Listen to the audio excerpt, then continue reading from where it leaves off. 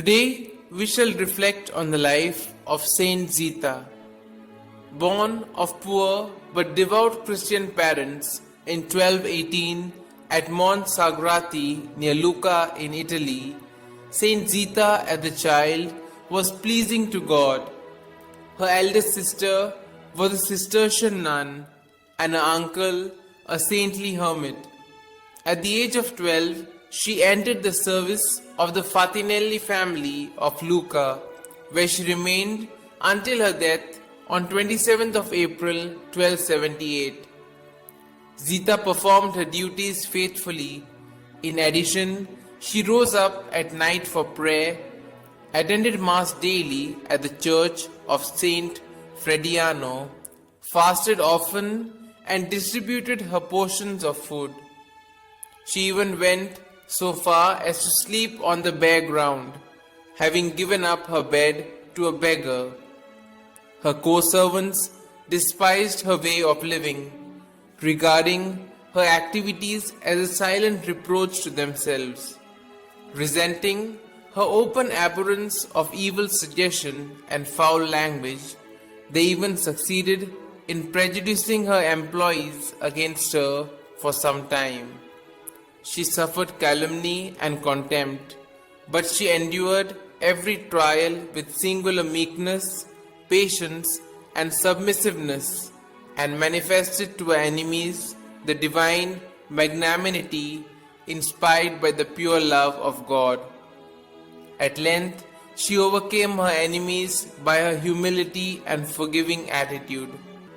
Now realizing what treasure they possessed in Zita, her employees entrusted their house and family entirely to her care.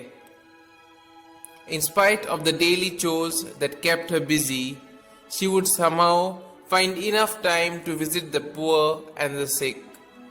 One Christmas Eve, as she was leaving for church, her master Pogano threw his fur coat over her, bidding her not to lose it. But at the entrance of the church, she encountered a scantily clad man who asked for the coat. She readily gave it to him, telling him that he might retain it till she came out of the church. When the service was over, the man was not to be seen anywhere. Crestfallen, Zita returned home to the reproaches of her master, who, but naturally, was extremely annoyed at the loss of his coat.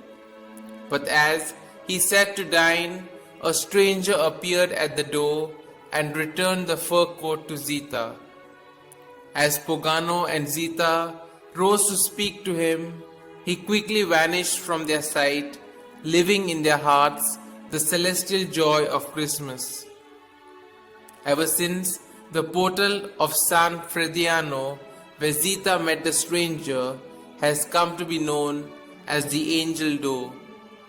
Two other miracles that stand out prominently in Zita's life are bread being baked by angels at Fatinelli while Zita was busy nursing the sick, and the replenishment of beans she had given away to the poor. The body of this saint, who spent her last day doing ordinary things extraordinarily, and who was praised by all in and out of church, was laid to rest in the church of St Frediano at Lucca. Canonized on the 5th of September 1696, St Zita was declared the patron of domestic workers on the 26th of September 1933.